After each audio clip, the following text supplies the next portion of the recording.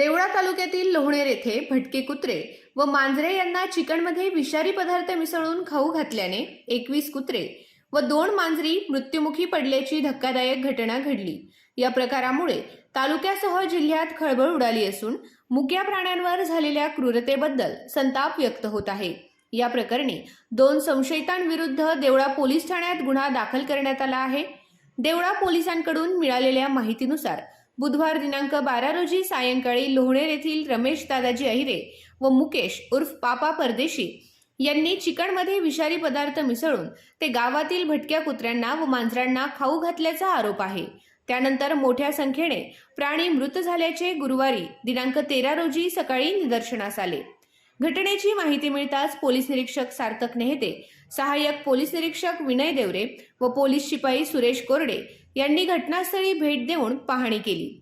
सफाई कर्मचारी कांतीलाल साळुंके यांना मृत प्राणी आढळल्यानंतर जेसीबीच्या सहाय्याने खड्डा करून त्यांना पुरण्यात आले।